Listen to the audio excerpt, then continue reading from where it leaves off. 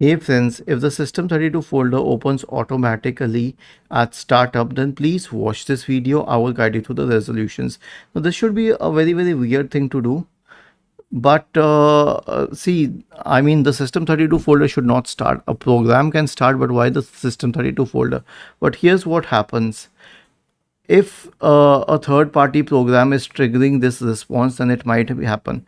So to isolate the cause, we will perform a clean boot on the system.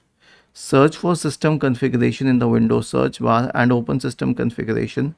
Go to the services tab. Check the box associated with hide all Microsoft services. If any of the service is checked, click on disable all, apply, OK, and then restart your system.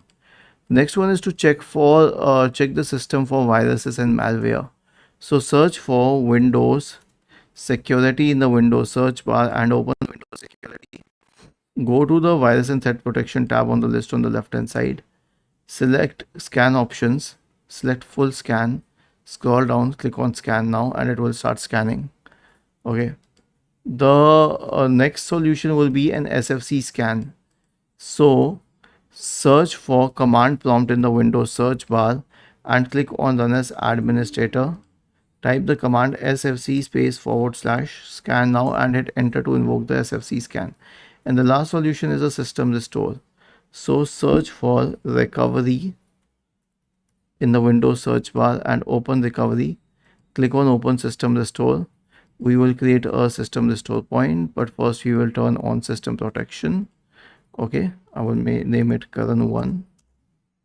Okay, it will create a system restore points and it will need a few seconds for the process.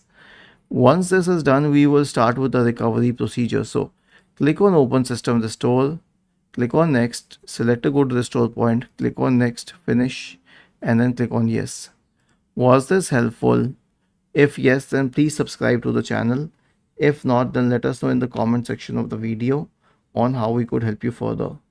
Thank you for watching this video and have a nice day.